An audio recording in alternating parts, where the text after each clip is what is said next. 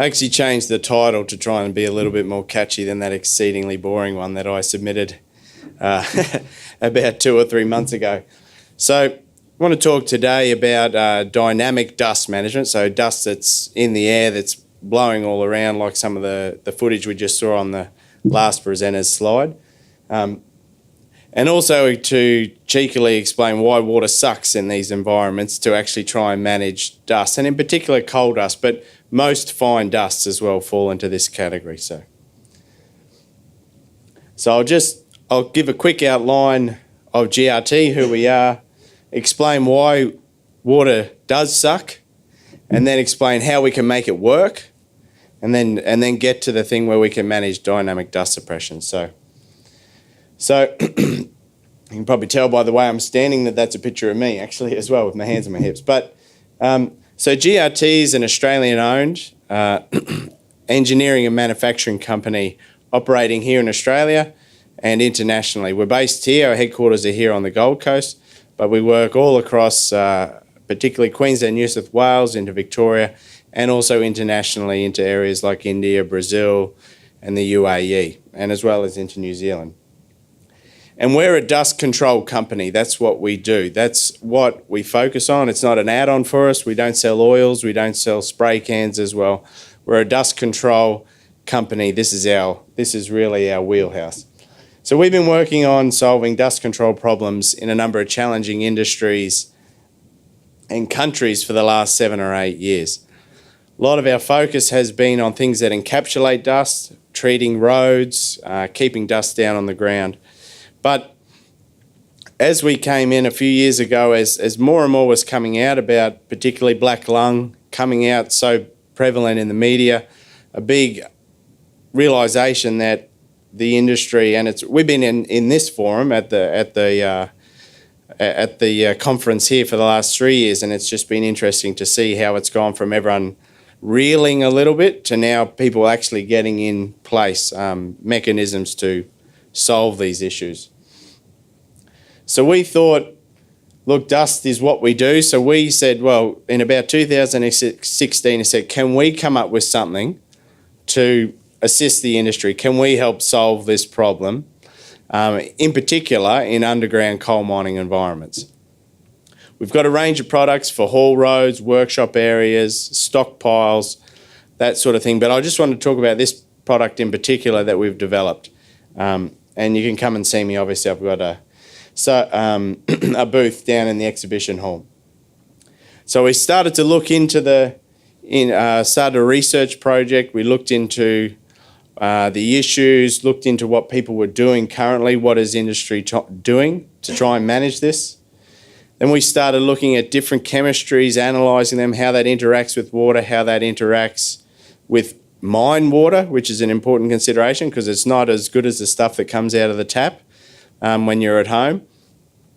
And then how does this interact with coal? How is water interacting with coal? Started a number of our own laboratory trials, and then we got things independently verified as well.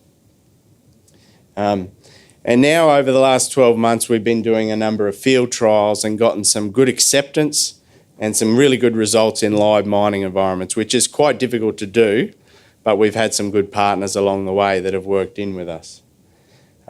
And the learnings here have also been able to transfer from the underground up into actually open cut environments, areas like the ROM as well, crushing areas. So why does water suck for coal dust suppression?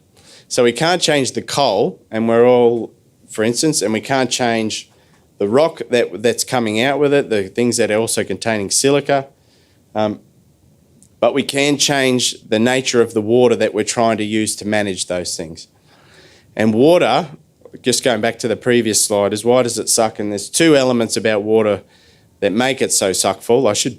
I'm saying suck a lot, aren't I? You'll remember it at least. So the first one is surface tension. Water has very high surface tension. And then also the surface charge. So hopefully this works automatically. Little video, nice thematic music there. So we worked hard and we've developed this product, Activate, which gets dosed in to the water that you are spraying currently for for both spark arrest and dust suppression. And you can see those 2 points there, surface tension and the charge, the ionic charge at the surface of the water is very important. A lot of dust, particularly fine dust and particularly coal dust, are very hydrophobic, which means that they hate water, or that phobic means fear, but obviously in this thing it hates to interact with water. A couple of examples here just in the lab. You can see on the left and the difference from the right of how that coal dust just dove straight into that water column that's been treated. Now you can just raise and wave your hands like that as the music builds. So what you're seeing there is that those little stirrers are spinning at 600 RPM. And even though it's absolutely going the clappers like that, when it's just water, you cannot mix water and coal dust.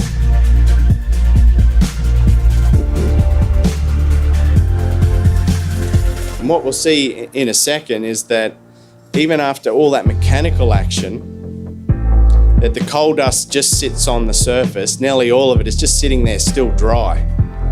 So it's not even wet, it's sitting there because the coal dust is trying to get out of that water.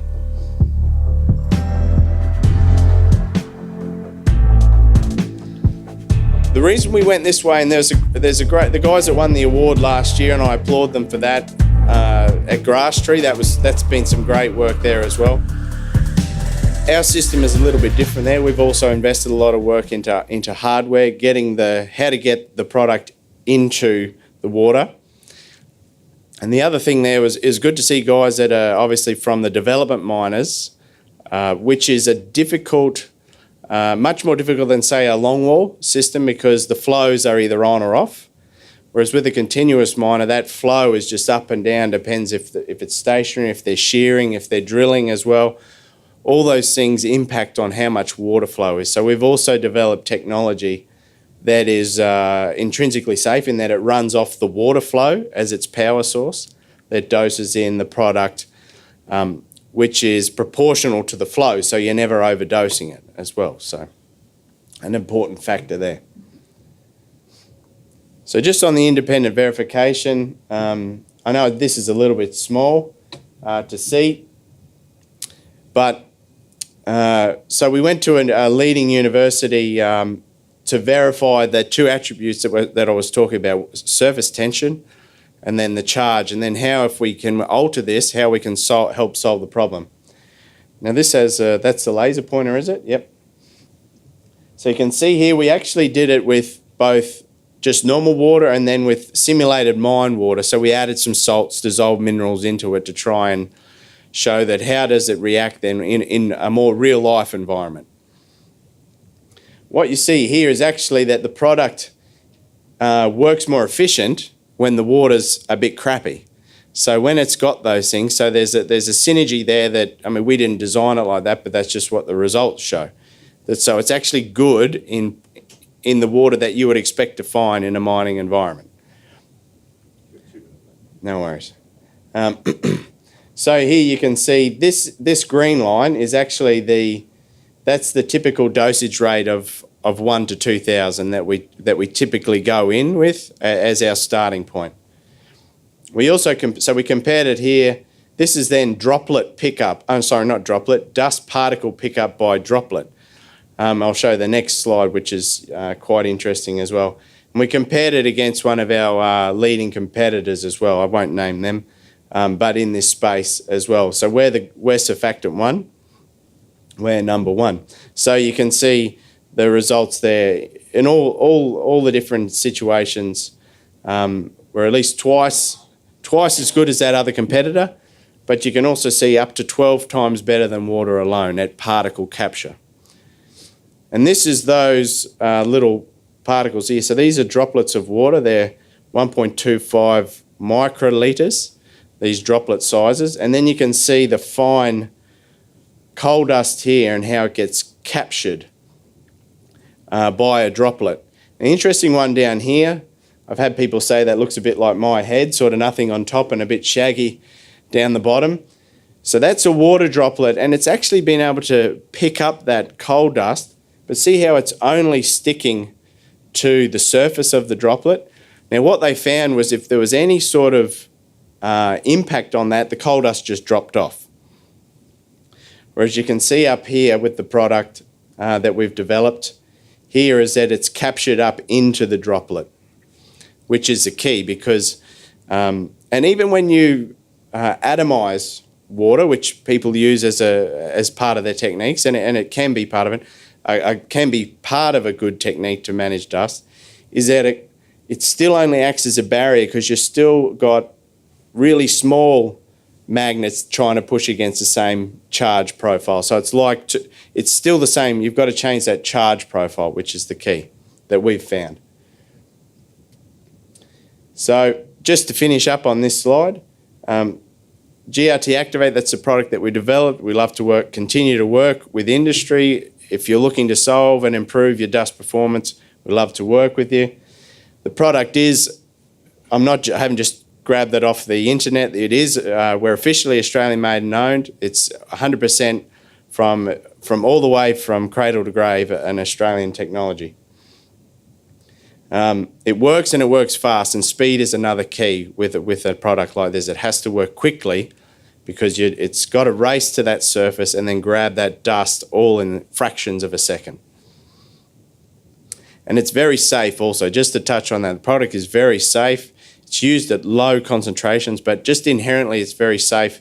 It's come out of industries like the food and cosmetics. Now, I'm not wearing eyeliner today, but this style of technology is actually in eyeliner at about 4 times the dose than any miner would ever come in contact with it. So it's that safe to be in and around all the time. Thanks, and we probably don't have time for questions, but please come down and see me, and I'd happy to talk to you further down in the exhibition hall. Cheers, Dan. Thank you.